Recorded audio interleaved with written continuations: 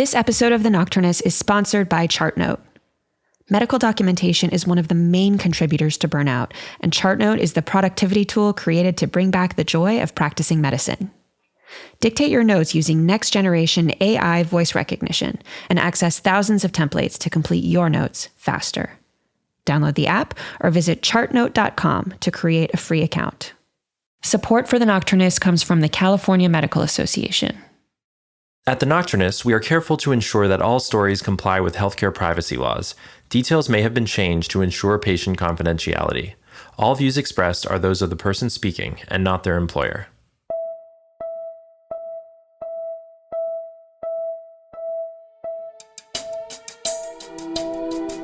This is The Nocturnists, stories from the world of medicine. I'm Emily Silverman. Today I speak with Pablo Romano. Pablo is a fourth-year medical student at Stanford University, interested in psychiatry and palliative care. He grew up between the suburbs of Los Angeles and Guadalajara, Mexico, and studied cognitive science at Occidental College.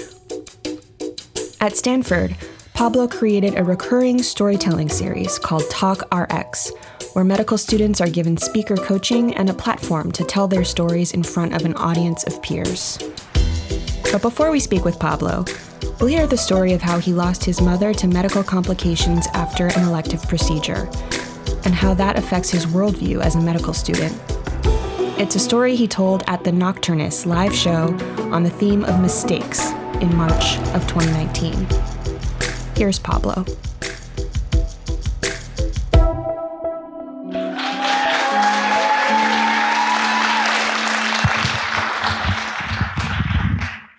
My college experience started out on a rough note. I went to college in LA about 40 minutes from where I went to high school. And after spending my first night sleeping in a room with total strangers, I got a call to come home because my dad was headed to the hospital.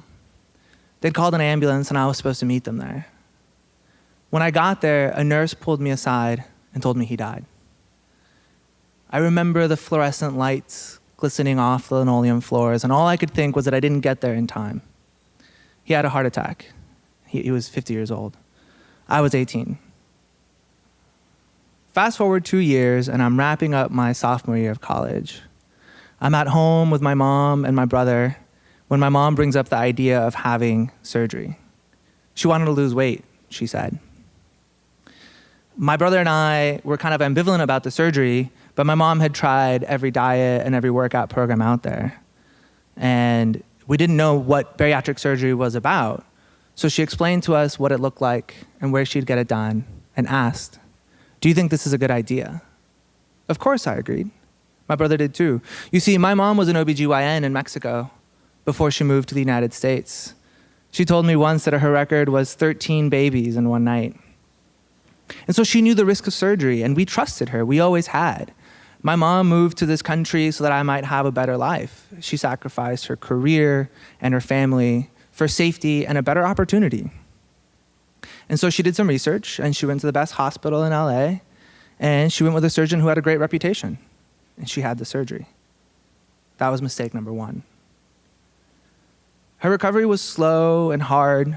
She was having a hard time keeping liquids down, including her beloved Coke Zero. You see, ordinarily my mom was sharp and bright. She swore like a sailor, and she spoke 1,000,000 miles an hour. But she was in pain, and she wasn't doing well, so we went back to the doctors. And we're in an exam room when a tall man in scrubs and a white coat walks in, a beacon of hope and confidence. And I tell him, "Hey, my mom recently had a sleeve gastrectomy and she's in pain." He nods and he listens and he says, "Let's get her some IV fluids to make sure she's not dehydrated. This kind of pain is normal for somebody who recently had a bariatric procedure." And I was relieved when the nurse came in and hung a bag to my mom's IV. I felt like I had done my job. The doctor said this was normal, and we trusted him. That was mistake number two. Some days passed, and I'm headed home from my summer research job, ever the pre-med.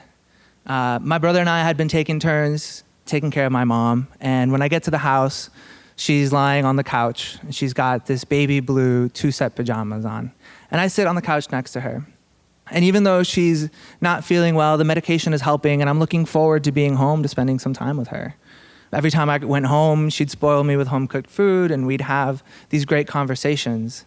See, my mom had this policy where she wouldn't lie to me if I asked her a direct question. And so we had conversations about work and school and relationships in a way that felt raw and candid. After some time, she got up to take a shower, and I started flipping through the channels.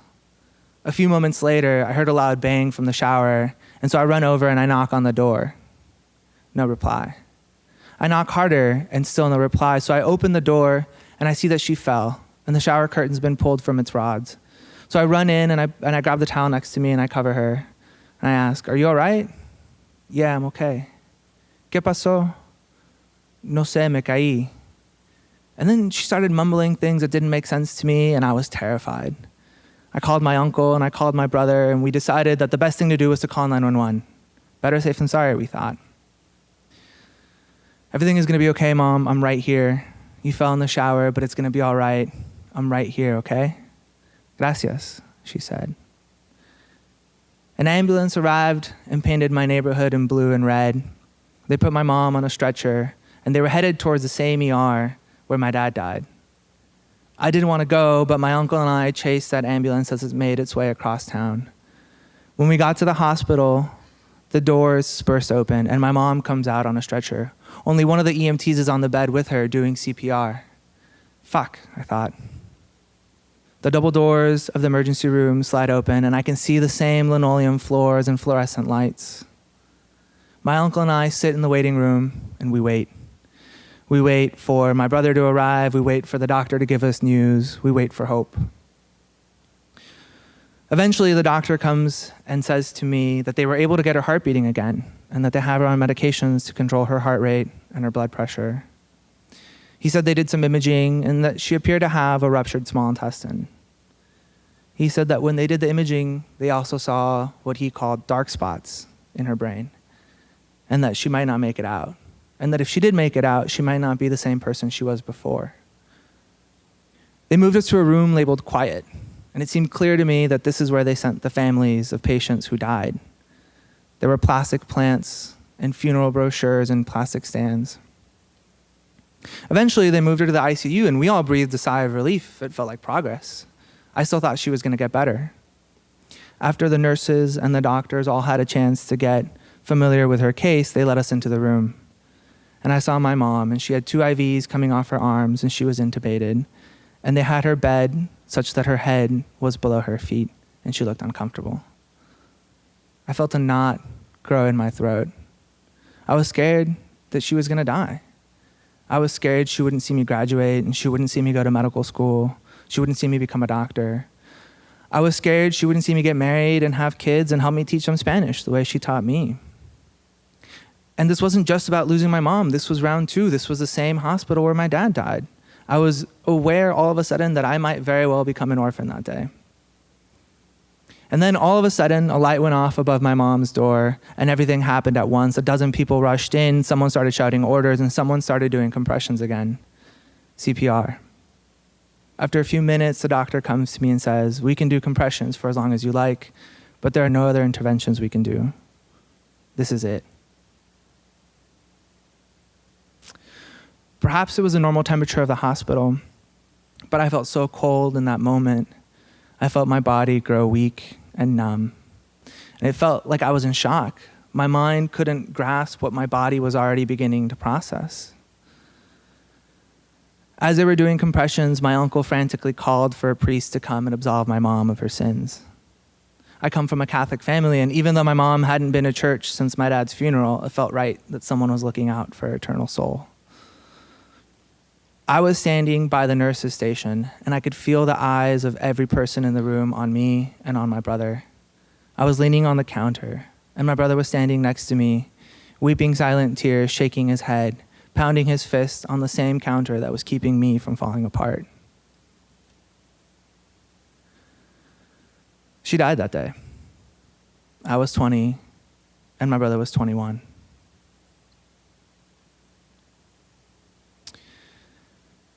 And now I'm in medical school, and I see things a little differently. Recently, I had my first shift at the emergency department at Stanford, as second-year medical students, we're offered the opportunity to place IVs and ECGs. A friend of mine astutely summarized these shifts as an exercise in staying out of the way. As my first shift was coming to an end, a call came in that a patient was being brought in, and he was undergoing CPR. I was in the room, and the nurse asked if I wanted to help. This was my first time doing CPR on a real person and not a plastic mannequin. His chest felt different. There was no metallic click to let you know that your compressions were deep enough. I was amazed at the amount of force it required. For 20 minutes, we tried to revive this patient, and we couldn't. And then his daughter walked in, and I wasn't ready for that. All those mistakes, the surgery, the first trip to the doctors, those mistakes have haunted me for years. But now I'm on the other side, and I'm not sure that they were mistakes. The decision to have surgery may not have been a mistake after all. Don't get me wrong. I wish for anything that she were here. But I think having the surgery was a way for my mom to take control of her life, the way she always did. She divorced my dad when his drinking became a problem. She sued Toyota and won when they sold her a bad car. She bought a house in this country that often crushes immigrants, and she raised 2 kids to be strong and sensitive and driven. My mom was courageous and fearless, and she saw this as a way to move forward. And it went horribly, painfully wrong. This is not a common outcome for that procedure. The first trip to the hospital, though, to the doctors, where they gave her IV fluids and pain medications, that one's a little harder to reconcile. See, I'm still learning how to be a doctor, but I can't help but feel that maybe that doctor didn't take us seriously. I don't remember his name and I don't remember his face, but I feel like he dismissed us.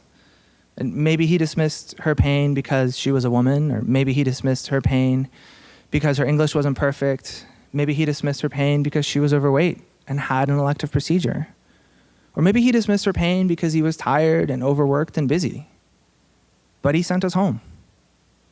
In my eyes, medicine can be a force for healing. It can be a way to start a new chapter, embrace a new path, and to end suffering. But it's also flawed, and it's riddled with mistakes. I've spent years of my life agonizing whether these moments were mistakes or not. And I'm not convinced that it matters. I think what really matters is what we learn from these experiences. And I'm still learning from mine. Thank you.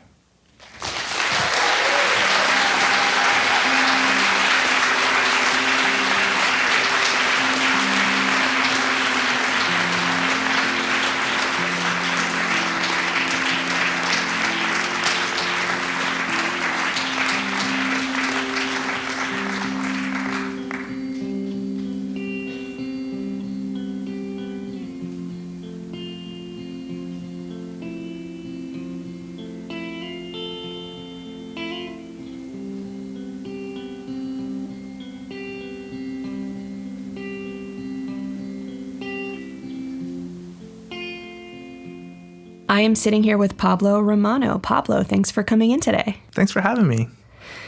So we were just talking about how you told this story in March of 2019, which was quite a while ago, very much in the pre-COVID era. Yeah. So how have you been since then? Yeah, it's been a really long time. It feels like I've lived a whole lifetime since then. Just after telling that story, I took a year to work on a creative writing project between the second and third year of med school. And so now I have this really long Word document that I tinker with occasionally, and hopefully one day will become a book. And I've completed essentially most of medical school since then. I did my third and most of my fourth year rotations, and I'm now in the process of applying to residency and will hopefully be a psychiatrist in the coming months. It's funny, I listened to that story on my drive over here. I hadn't heard it since I shared it with you, and I really haven't visited the Word document that I have of it since then. And a lot remains true, but also my perspective on it has changed. I think when I shared that story, I was really angry with the resident when we went to the emergency room a few days before she passed. As a second year med student, I was like, should we have done imaging? Like, should we have done something? I don't know. Like, it felt like there was some thing that should have been done there. What's interesting is about a year ago, I got her medical records from the hospital. As I started kind of working through rotations and learning how to write notes and thinking about what that might look like, I was like, I wonder what my own parents' medical records look like. And so I went through this whole lengthy process and I finally got them. And her vitals were totally normal. Everything looked very normal. Like I felt a lot kinder towards that physician. We learn in the story that your mom is a physician herself, that you had a really beautiful relationship. So talk to us a little bit about her. Yeah. Man, I miss her so much. My mom was really a remarkable person. She was training to be an OBGYN in Mexico. She was, I think, a few months shy of completing her residency when she decided to move to the United States. One of the really unfortunate things about the fact that they've passed, both of my parents, is that a lot of the story I've kind of had to piece from things that I remember from my childhood and then conversations I've had with family and things like that. After my first year of med school, I actually went to Mexico with the explicit purpose of interviewing my family, and I bought this nice recorder and I made a whole show of it because I really wanted to understand the story of how she gave up her career as a physician. The longer that I'm in medicine, the more I'm like, oh, that's a big ask. It's hard to do, right? It's hard to imagine myself giving it up. My parents fell in love when they were in high school, and they had this really kind of storybook romance. I think my dad was the classic bad boy kind of guy. He had a really nice car and ditched class and smoked cigarettes and the whole thing.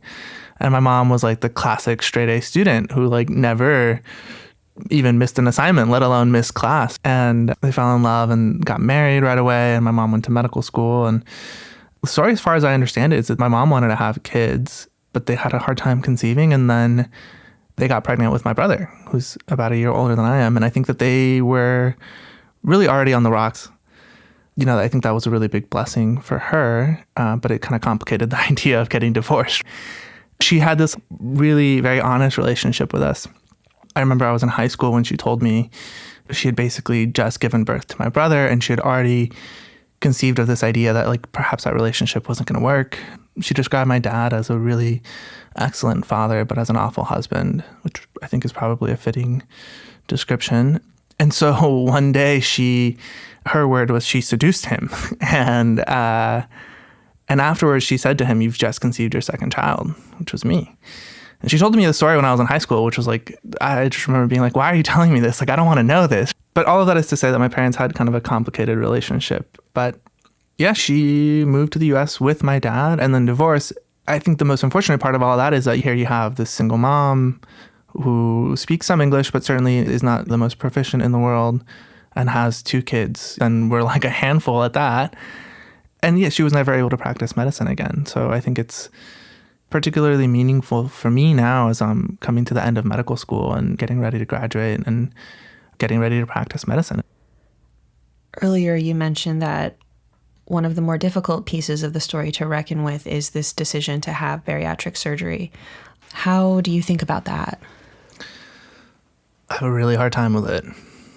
I think it was a really brave thing that she did. I think she really wanted to take control of her life again. Here you have this single mom who really sacrificed a ton for her kids. And finally, we were kind of on our own. And when she brought up the idea of surgery, we were kind of, the 3 of us, me and her and my brother, were having conversations about what her life would look like now that we had both left home. And my brother and I kind of considered whether she would want to go back to school, and we're thinking we could encourage her to do that. We also thought she's 50 and young and could very easily find a partner and have a whole new chapter of her life that could be very meaningful and really exciting. I think weight is something that she had struggled with for much of her life. Certainly, I think after having kids and, thinking of my grandmother and can kind of hear her voice. I don't know that she was the kindest all the time in terms of how one might look. And so I can definitely understand why she felt the way that she did. It just breaks my heart that these days, at least the way that I conceive of beauty and the way that I conceive of bodies is very different than it was then. And I think it's different than the way that she conceived of them at that time. And it's heartbreaking because it was an elective procedure. It's one of those things that didn't have to happen. In the moment, it was very easy to tie the two together, surgery and then the death. I think she had surgery on the 13th of June. My birthday's the 15th of June, and she passed on the 25th of June. So it was all a very short amount of time where a lot of these things were happening. But I think my grandmother has a blood clotting thing. And so then I'm wondering, was the things that happened with my mom, were they related to a blood clotting issue? Were they related to the surgery? Surgery is a hypercoagulable state. I mean, I don't know. My mind starts to spin. At the end of the day, I think it's all just kind of a defense mechanism, right? Like really what happens is she's gone. And whether or not it needed to have happened or it could have been prevented, she is gone. And that's hard. Initially, grief for me was a very self-centered thing. I mean, I was 20, I was a kid, but it was very self-centered. It was like, I miss her and she's not here for me and I'm suffering and I'm sad, and a lot of I sentences. And as I've gotten older, I think there's a bit more nuance to that. The way that it affects relationships, the way that it affects my education, my worldview. But also, and I think more importantly, you start to grieve the things that they may not get to experience. I think the first time that I felt that really acutely was when I graduated college. Similarly, a white coat, and match day is just around the corner. And I think it's one of those other milestones, at least for those of us training to be a physician, where the joy is really theirs. I mean, it's a big accomplishment on our part, but nobody gets here on their own. Like, we all got here because we had tons of support from tons of people. Well, maybe I shouldn't say we all got here, but at least I got here with a lot of support from both of my parents. And it feels like a moment that belongs to them. I try to keep them around by telling stories and like letting people into my world. It's a big part of my identity. And in previous chapters of my life, I was very private and very secret about these big losses and this big part of my identity. And now I'm the opposite. I talk about it all the time. You mentioned how one of the ways that you keep them around and keep the memory alive is through storytelling. And so I'm wondering, telling this story on stage at the Nocturnists, what was that like for you? I know that a lot of your friends and colleagues were in the audience because I saw them and I saw the love surrounding you. So I'm wondering, did they already know the story? Was that their first exposure to the story? Was there something different about telling the story in a way that was so public? What kind of response did you get? Oh, the whole experience was terrifying. I mean, I felt really well supported, and I had a lot of people in my corner, and had a lot of help from Roshan, who helped edit the essay and helped me put the story together. But yeah, standing on stage was, whoa, that was very hard. I'm trying to think if I've ever felt quite so nervous in my life, and nothing else really comes to mind. I think a lot of people in the audience, at least the people that came from my corner, knew the story in broad strokes. I don't know that everybody had as much familiarity with the fact that she had surgery, or some of the more intimate details of the story maybe were not as familiar to some friends there. But yeah, I felt really lucky to have a lot of people there. My brother came from LA, and that was really lovely. I'm glad he was able to hear it. It's funny. He was immediately after, he's like, yours was good, but it wasn't my favorite. And I was like, cool, cool. Thanks, man. Thanks, brother. Yeah, thanks. But no, I felt really lucky. The response from folks I didn't know was also quite positive. Yeah, I found that every time I tell this story in some way or another, inevitably somebody will come up to me and share their story of loss and their story of grief. And I think that that's really the beauty and the magic of storytelling. It's something that brings us together and creates community where maybe there wasn't one before. Do you feel like this life story shaped your decision to choose psychiatry as a specialty? When I did my OBGYN rotation, I felt really drawn to become an OBGYN. And if anything, I think I had to fight to become a psychiatrist. I had to really reflect and say, what are my reasons for choosing the career path that I'm interested in choosing? I just thought it'd be so poetic to become an OBGYN, right? How cool would that be? And I love delivering babies. That's probably my favorite part of med school. Don't tell the psychiatry folks that. But I don't see myself as a surgeon, and I think that's a big part of what an OBGYN does. I think in many ways it did shape my desire to become a psychiatrist. I think having confronted these really big losses at a relatively young age forced me to have conversations that I didn't want to have or I didn't know how to have, both with myself, with family members, with therapists, with friends. I mean, it really is an exercise in how do we communicate with one another? And I think that at the heart of psychiatry is communication. And that's something that I'm really drawn to. also just think the brain is really cool and was like fascinated by the ways in which we use narrative to shape our lives. And I think that a lot of therapy is taking a narrative and helping somebody reframe it or understand it in a different way that might just lead to a better life, whatever that might mean for the patient. So in many ways, yes, it did shape my career and it did shape my desire to become a psychiatrist, but not without some detours. Yeah.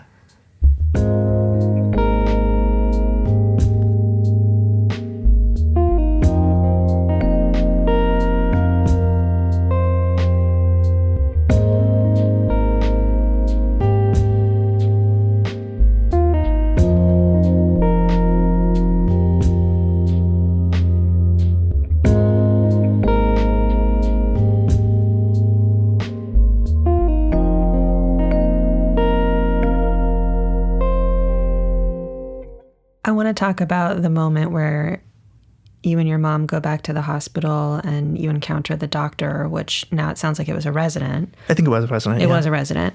And you were expressing concern, and the doctor said this kind of pain is normal. Mm-hmm. And you said we trusted him. Mm-hmm. It's interesting to hear that you got the medical records and saw that there was a lot to be reassured about. But I don't know. I still, yeah. I still think about, I was listening to your story this morning and the words really stood out. Like, I can't help but feel like that doctor didn't take us seriously. Yeah. I feel like he dismissed us, maybe because my mom was a woman, or because her English wasn't perfect, or because she was overweight, or maybe because he was tired and overworked and busy. Mm-hmm.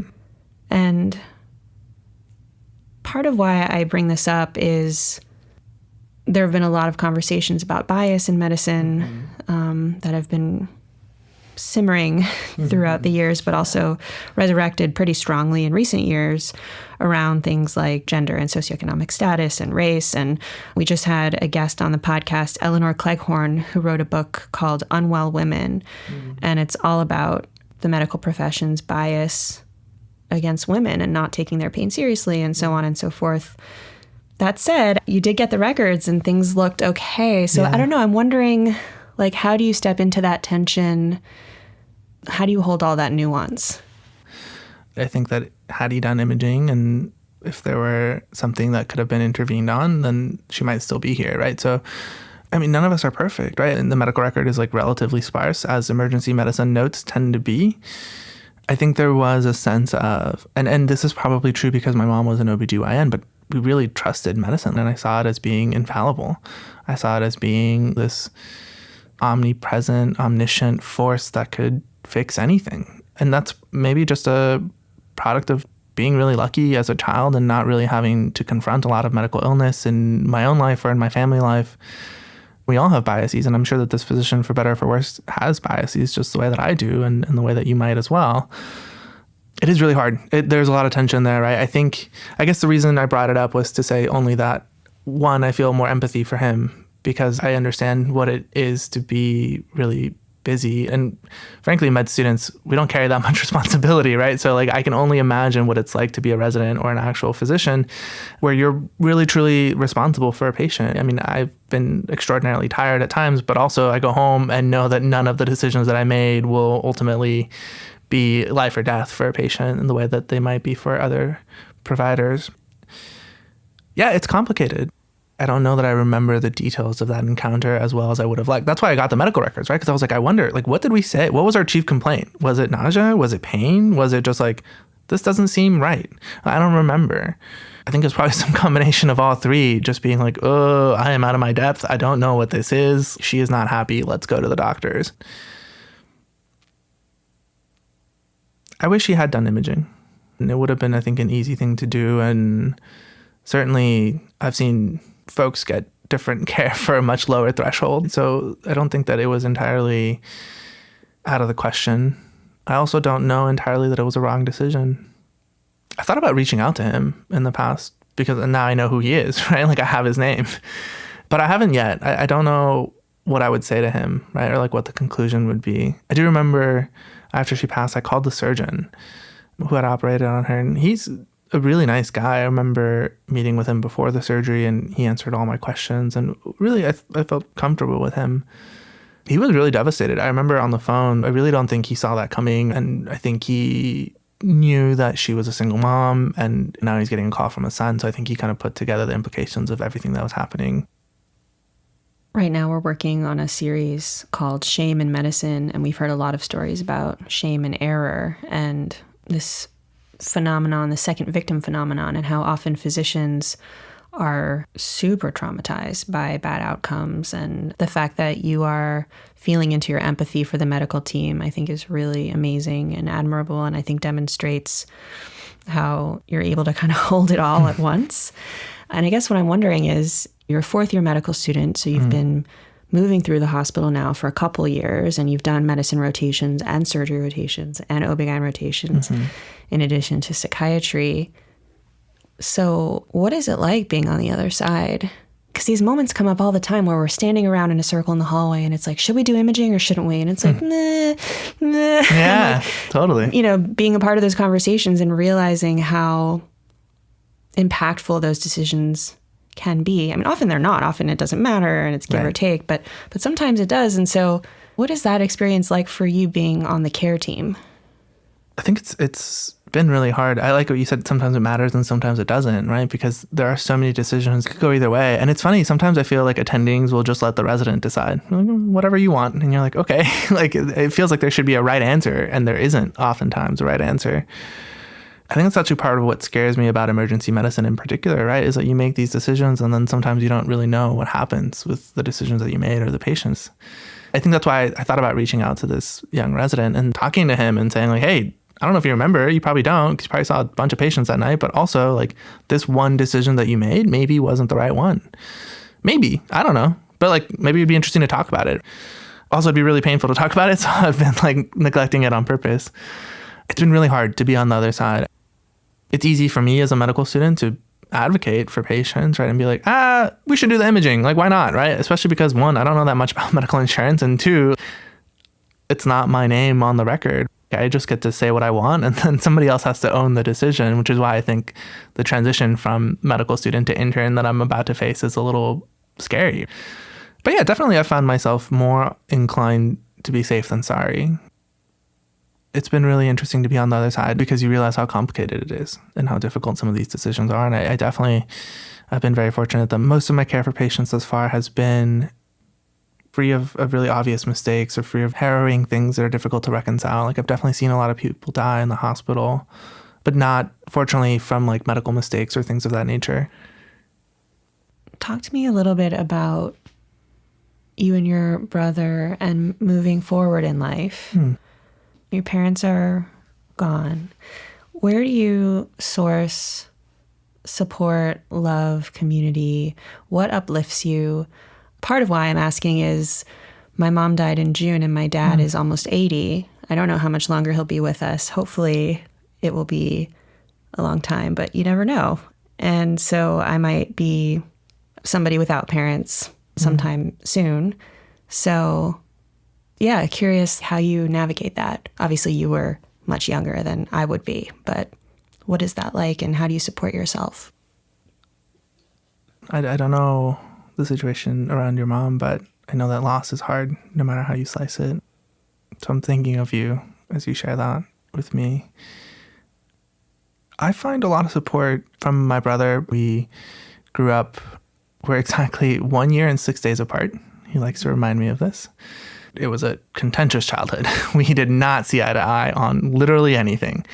We would fight all the time, and God, my poor mom, we had like a booger wall. I mean, it was awful. Like it was just tough. It was tough for her. And we just could not get along throughout middle school, throughout high school. I think we were just a little bit too close in age. Like I'm thinking of like guitar strings when you're trying to tune it, and like the closer you get, the worse it sounds until it's finally okay. I think when my dad died, we saw a little bit of comfort in each other, not as much as you might imagine, but certainly softened a little bit. And then when my mom died, I mean, everything had to change. It was really not an option of whether we wanted to or not at that moment. In many ways, it feels like we're a team, and he's my best friend, and we talk all the time. But before I wax too poetic about my brother, I have other support systems too. I found myself really fortunate to be surrounded with friends and family. My uncle, who's my mom's brother, is my godfather. And we always kind of joke, bet you didn't realize what you were signing up for, But like now he's the person that I'm closest with and the one that I consider to be really kind of home base. I'm going to his house for Thanksgiving in a couple days. And really remarkably, I think within a few months after my mom passed, he moved into a different house that had an extra room for me and my brother. So we had a permanent address. And my stepmom and my stepsisters have been a really big part of my life too. We've stayed really close. My oldest sister is getting married soon, and I'm going to be one of the groomsmen, so I'm really excited about that. And I don't know what your experience has been like with recent loss, but I think that the more you are open to people, the more they come to you. And I've found a lot of support, sometimes even from strangers or from people that I don't know that well, in ways that are really surprising. And sometimes it's the person at the grocery store who you strike up a random conversation with and you have a really meaningful interaction with. And those kinds of moments can buoy you when you're feeling particularly low. And certainly in medicine, I think I find a lot of support from other people who are going through the same training and the same experiences. And even though you may not have a long history together, I think there's something that really binds you as you kind of go through these things. I've found that after loss, there's a whole new kind of community that comes to be. And it never really fully replaces the people that you've lost. And I don't think anyone's ever trying to replace the people that are gone. But I found that a lot of my relationships have blossomed in the absence of my parents. I think that's a beautiful way to end. Is there anything else that you'd like to share with us today, Pablo? I really do feel like very humbled and very grateful to be here. And very grateful for the space that you've made for us to tell stories and to be able to have conversations like this one. So thank you, Emily, for all that you've done. I really appreciate it. Thank you. Okay, we have to stop this interview before I start crying. Oh, boy. Ugh.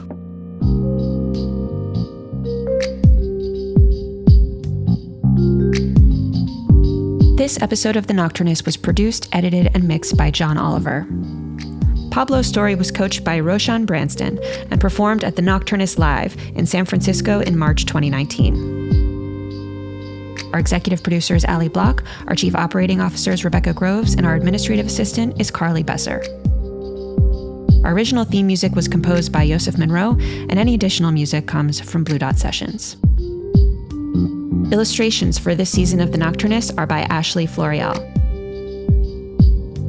The Nocturnists is made possible by the California Medical Association, a physician-led organization that works tirelessly to make sure that the doctor-patient relationship remains at the center of medicine. To learn more about the CMA, visit cmadocs.org. Our show is also made possible by donations from listeners like you. Thank you so much for supporting our work in storytelling. If you enjoyed the show, please help others find us by giving us a rating and review on Apple Podcasts. To contribute your voice to one of our upcoming projects or to make a donation, visit our website at thenocturnist.com. I'm your host, Emily Silverman. See you next week.